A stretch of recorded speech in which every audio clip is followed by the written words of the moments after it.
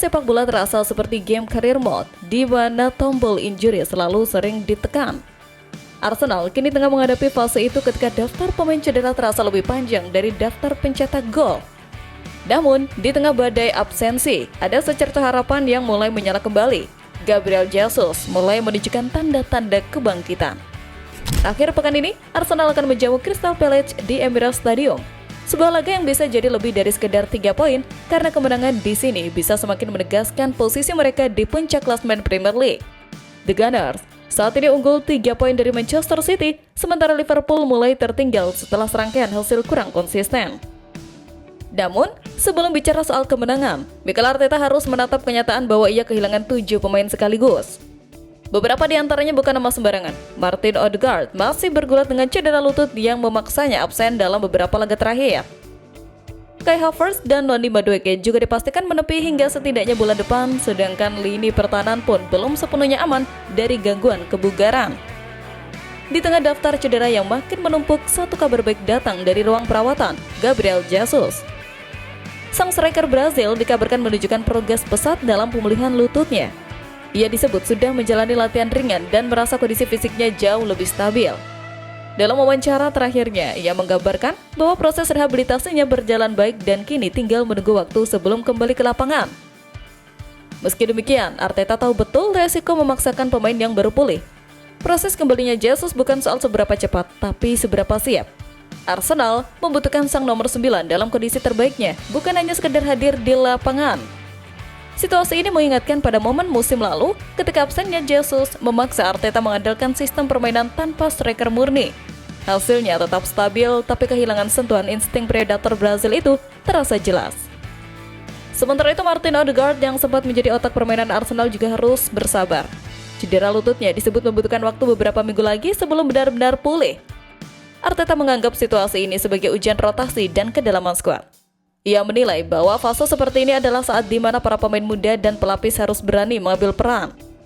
Di sisi lain, Crystal Palace juga datang ke laga ini dengan kondisi yang tidak sepenuhnya ideal. Beberapa pemain utama seperti Keke Dougall dan Caleb masih belum bisa tampil. Namun, Olivier Glasner tetap percaya diri menghadapi Arsenal. Sang pelatih menyebut bahwa timnya berada dalam kondisi fisik yang prima dan sudah menyiapkan strategi matang untuk menghadapi tekanan Emirates. Palace mungkin bukan tim papan atas, tapi gaya main mereka yang agresif dan terorganisir seringkali menjadi batu sandungan bagi tim besar. Arteta pasti tahu hal ini, apalagi The Eagles kerap tampil mengejutkan di laga tandang. Di sisi lain, Arsenal kembali beraksi di Liga Premier minggu ini dengan kepercayaan diri tinggi usai kemenangan telak 4-0 atas Atletico Madrid di Liga Champions. Hasil itu tak hanya memperpanjang catatan kemenangan mereka menjadi 6 laga beruntun di semua kompetisi, tetapi juga menegaskan bahwa mental juara masih terjaga di ruang ganti Emirates. Namun di balik euforia Eropa, Arteta dikabarkan akan melakukan 2 perubahan taktis penting saat menghadapi Crystal Palace. Memasukkan kembali Ricardo Calafiori dan memberikan tempat starter kepada Leandro Trossard. Calafiori, bek kiri berpaspor Italia yang direkrut musim panas lalu dengan nilai transfer mencapai 35 juta pound sterling, telah berkembang menjadi sosok penting dalam struktur permainan Arsenal. Perannya sebagai inverted fullback, bek kiri yang kerap masuk ke tengah membantu sirkulasi bola, membuatnya jadi elemen vital dalam sistem Arteta. Musim ini ia sudah mencatat 1 gol dan 2 assist dari 8 kali menjadi starter di Liga. Sumber dalam tim menyebut bahwa Calafiori hampir tak pernah melakukan kesalahan berarti sepanjang musim. Kemampuannya membaca transisi dan menjaga posisi membuatnya menjadi pemain yang sangat dihargai oleh Arteta. Setelah diistirahatkan di laga melawan Atletico Madrid, sang pelatih diyakini akan menurunkannya kembali untuk menghadapi Palace. Sementara di lini depan, Leandro Trossard kemungkinan besar kembali dipercaya sebagai starter menggantikan Gabriel Martinelli. Arteta melihat pemain Belgia itu sebagai sosok yang memberi keseimbangan antara pengalaman dan efisiensi. Dalam 4 pertandingan terakhir Premier League, Trossard selalu menjadi starter dan bahkan mencetak gol kemenangan penting melawan Fulham. Sebuah pengingat bahwa dirinya masih menjadi salah satu senjata rahasia di lini depan Arsenal. Meski begitu, bukan berarti Martinelli tersingkir begitu saja. Penyerang asal Brazil itu tampil gemilang di Eropa, mencetak gol dalam 3 laga Liga Champions berturut-turut. Namun Arteta disebut ingin menjaga kebugaran Martinelli agar tetap tajam di laga-laga besar mendatang, termasuk di kompetisi Eropa yang masih panjang. Dengan 2 perubahan tersebut, Arsenal tampak siap menjaga ritme positif mereka di Liga. Keunggulan 3 poin dari Manchester City memberi mereka sedikit ruang bernapas, tapi juga tanggung jawab besar untuk tidak kehilangan momentum. Statistik mendukung mereka 6 kemenangan dari 7 pertemuan terakhir kontra Palace dengan hanya 1 hasil imbang yang terjadi di Emirates musim lalu.